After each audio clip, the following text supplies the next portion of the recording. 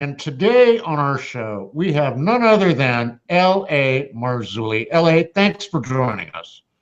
Hey, Mike, great to be here. Happy New Year to you and Merry Christmas. Happy New Year and Merry Christmas to you too, brothers. So listen, from you, what is your outlook for 2018? What do you think's coming down? What are we facing to do?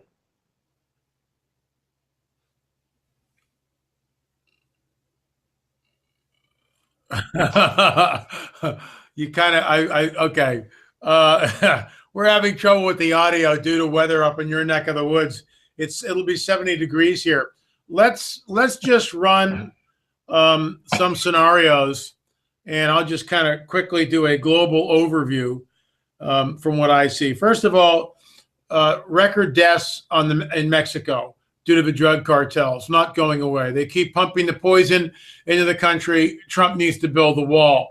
Anybody who doesn't understand that probably doesn't have someone in rehab or, addicted to cocaine, methamphetamines, whatever. But the poison continues to come up. The drug cartels are making billions of dollars and ruining this country from the inside, number one. Number two, MS-13's got to go. They are entrenched in every city, from the Clintons to, Bush the elder to Clinton to Bush the junior to Obama. They all knew about it. No one did anything. At least Trump, once again, has stated that MS-13 has to go. MS-13 has to go. These guys, it's a brutal gang. They are entrenched in every city. There are now no-go zones.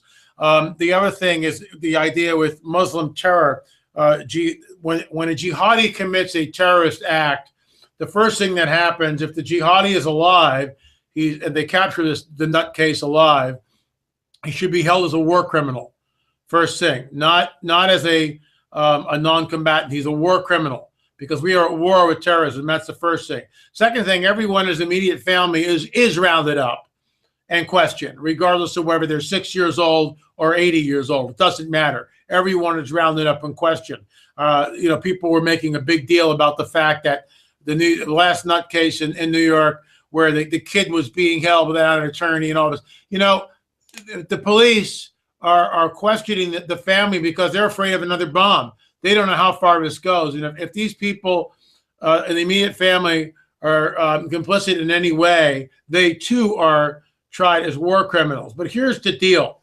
If they're not complicit with the jihadi, they are immediately deported back to their country of origin. That's the first thing that happens. They are deported back to their country of origin. That might sound harsh. What about the people laying on the street that are dead? That's pretty harsh, don't you think? The house or whatever their possessions are sold, the money is given to the victims. Then the law enforcement should go after the mosque where the jihadi attended. If the imam knows anything about what's going on or they detect any type of collusion in any way, he's then tried as a war criminal. But what should happen, even if he's not, the mosque is shut down, the imam is deported back to his country of origin, and then the mosque and the property is sold and the money is given to the victims.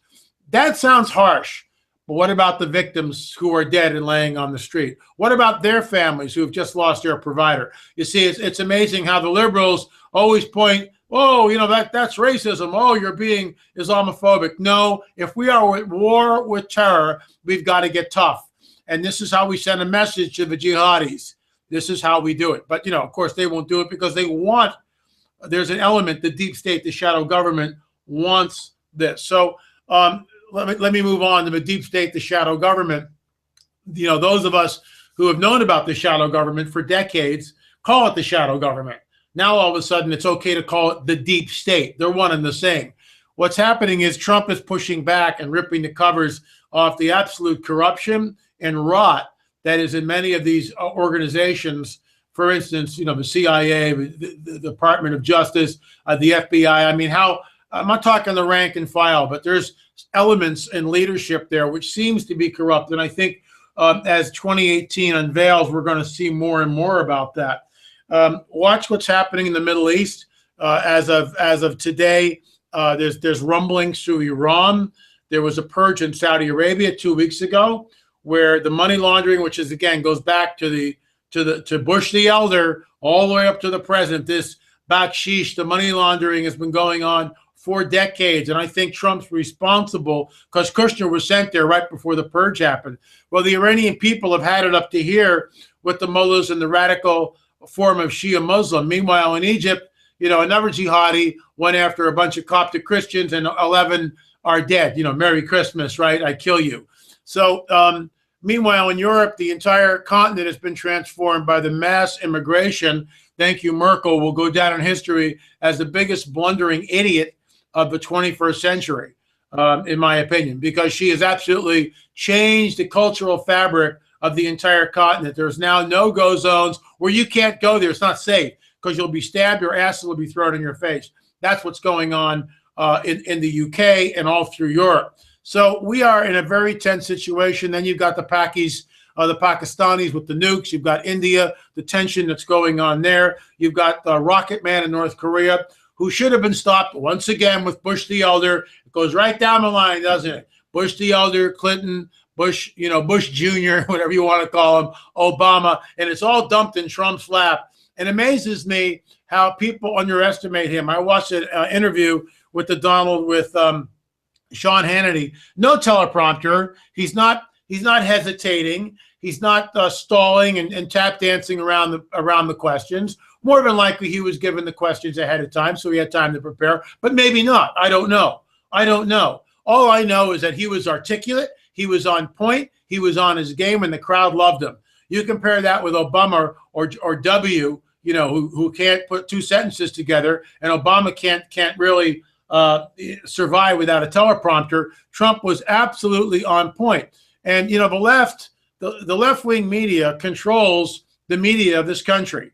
And 5% of the reports about Donald Trump were positive. The rest were completely negative. We will also find that this whole Russia collusion thing is nothing more than a smokescreen thrown up by the Democratic Party. And what we will find is that once again, it will go back to the Clintons, who paid funny money for this dossier, the emails. I think the Pedogate thing will finally blow open. But above all that, and I mean, we can continue with just going around. Venezuela is completely bankrupt. We had an interview with a guy down there, and I mean, it's just dire. It's absolutely dire. So the snowflakes who want socialism should be required to immediately go and spend a month in Venezuela, because this is the fruit of socialism. How many times do we have to see it before people finally wake up and go, oh, socialism doesn't work? A capitalistic society is the only society where you're rewarded for your work. Socialism says, well, I'm going to take from this guy and give it to these people who don't work because, I'm just a nice guy. It doesn't work. It never has worked. And it's one step away from communism, which is an absolute failure. So Venezuela is imploding, and that's not done yet. And we haven't seen the last of it. So, I mean, I've just touched on some high points. Fukushima still is spewing radioactive water into the Pacific. That hasn't stopped yet. And the second coming of Jesus really is our only hope. However, before that happens, what happened to me, or let me rephrase that.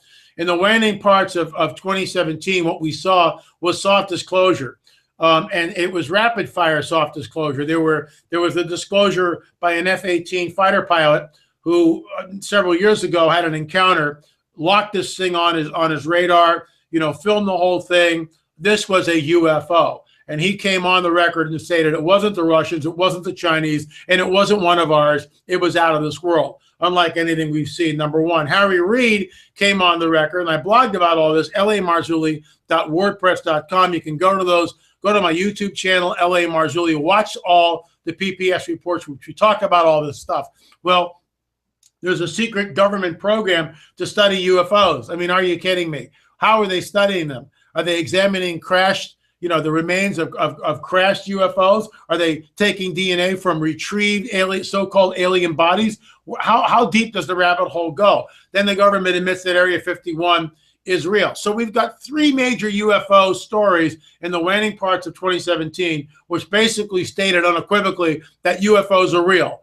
And it was like flatline. Nobody cares. Why? Because we have Star Wars, we have Star Trek, we have this plethora of TVs and movies and novels and everything else. So people can't, in my opinion, distinguish reality from fantasy. It's like The Last of a Jedi. Oh, well, who cares whether UFOs? I want to go see Last of a Jedi. In other words, they've blurred the lines with these movies and films and TV shows where people, I don't think, can tell the difference anymore. Oh, we have, yeah, Obi-Wan Kenobi's going to show up. I mean, that's what I think some people think. This is all a good thing. This is the coming great deception. I have talked about this literally for decades, going on 30 years. It is the coming great deception. And it's here. It's in our face. The church dithers and for the most part is asleep. And, most people who are not part of the church are asleep and don't care.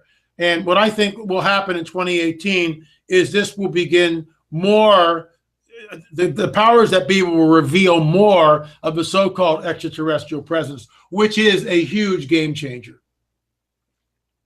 Well, LA, I got to ask you, I mean, why are we so afraid? Why is the government so afraid to acknowledge the existence of UFOs? Well, there's a real easy answer to that. There's a light shining in my eyes here, so I've closed one of the curtains. Let me get the other curtain. Hold on, Mike. Sorry. In the clip, there we go. There's a PPS report. It's the latest one. I think it was dated, yesterday, the 29th. PPS report. Go to my Vimeo channel or my YouTube channel, LA Marzulli. Watch that PPS report from 12/29. In it, there's a clip from Harry Reid, and I actually blogged about it and quoted it.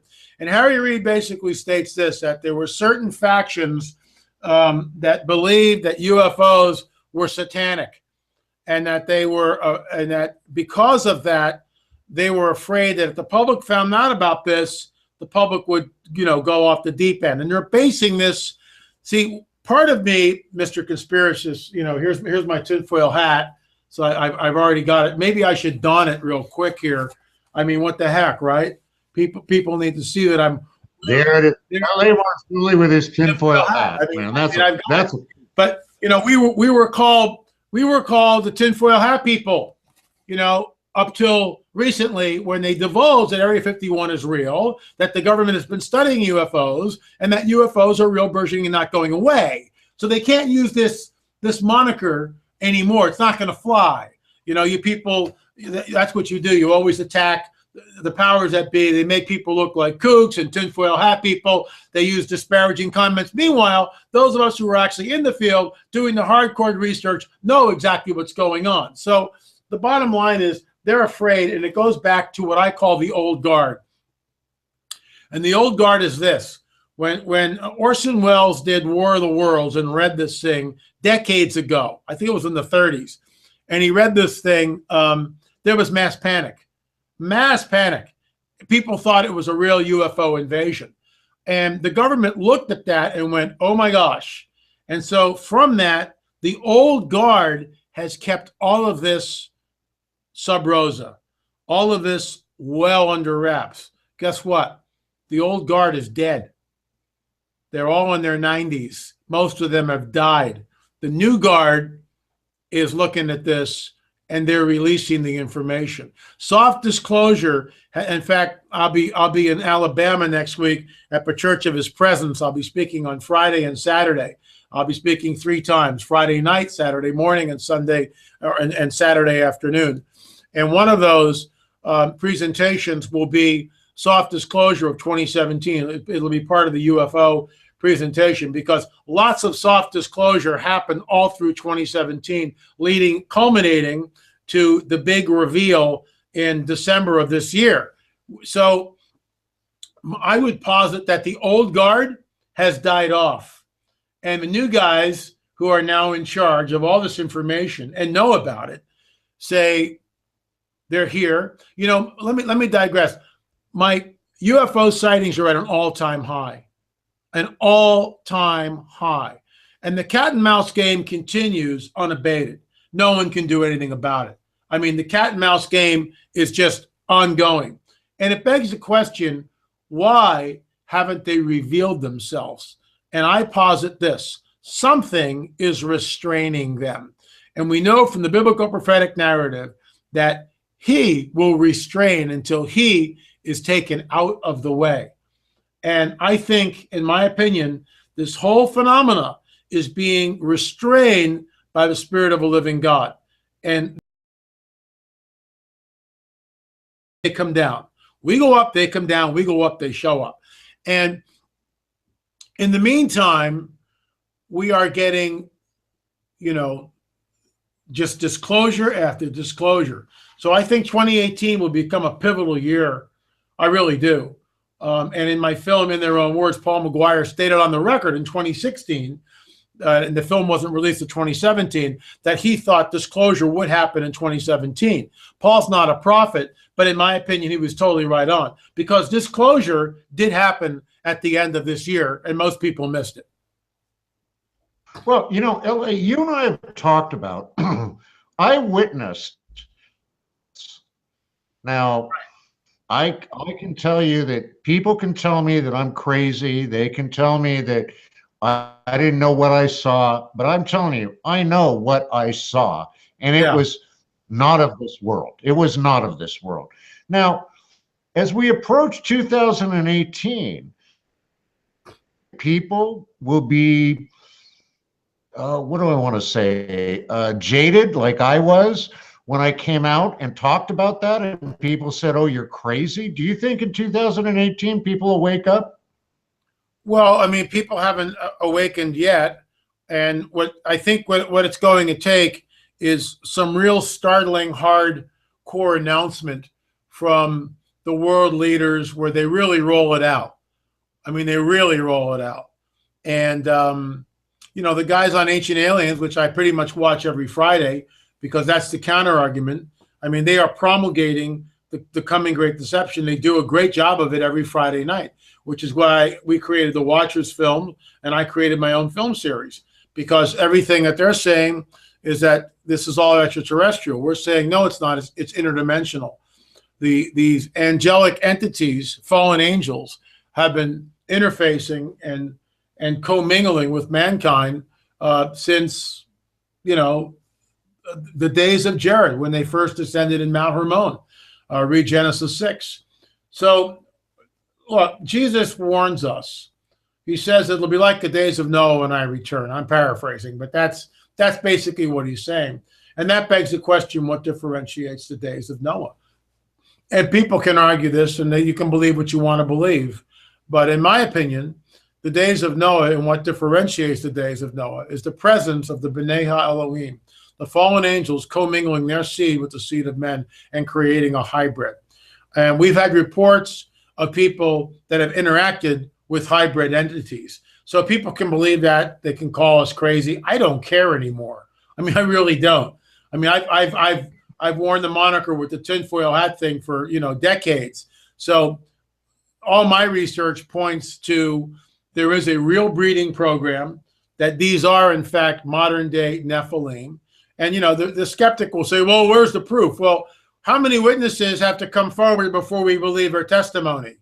Have I seen a hybrid? No. But I know people who have, and it's been chilling. So, we've documented this in our Watcher series. I've documented it in my film, In Their Own Words, UFOs Are Real. I mean, it's there. We have the evidence. Now I haven't sat down with a hybrid and talked to him, nor has anyone else. But, it's just like the atomic bomb. Prove to me there's an atomic bomb.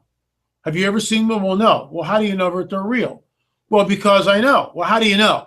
Well, because I can go back and I had this testimony and that testimony. Well, why is that logical and we can accept that when we've got the testimony of many witnesses who have had encounters with these entities, black-eyed kids, hybrid beings, shape-shifting eyes, all this stuff?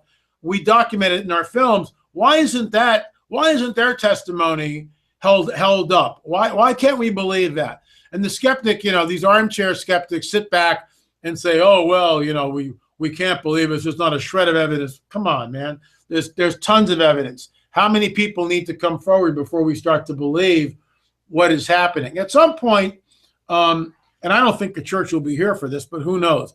At some point, hybrid entities are going to be walking the streets, and we're going to know who they are. I mean, I had this one, which I actually read in the PPS report, was from a woman at a state fair, and she's waiting for her daughter to get off a ride, and these two weirdos show up, and they look male and female, maybe brother and sister, but she really had trouble. They were sort of androgynous, and they were doing things which made no sense. They tried to get into the gate to get into the ride while the ride was operating. We all know you can't do that.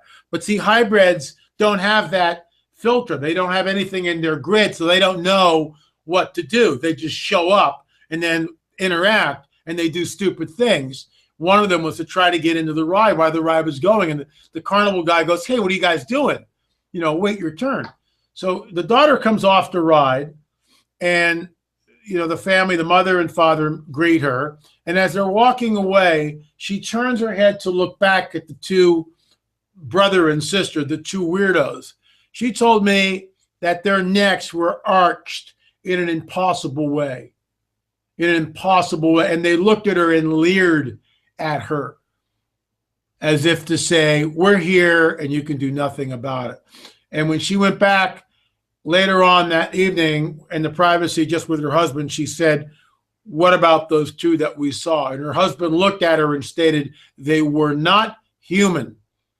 And when her husband stated that, her heart sunk. And she writes all this in the email. So, people can take that testimony and they go, "Oh, LA, come on now." I don't care anymore, Mike. I don't care. I've been talking about Area 51 and UFOs. I've written 12 books on the subject or directly related to it. You think my phone would be ringing. It's like now all of a sudden everyone's an expert on UFOs. It just amazes me.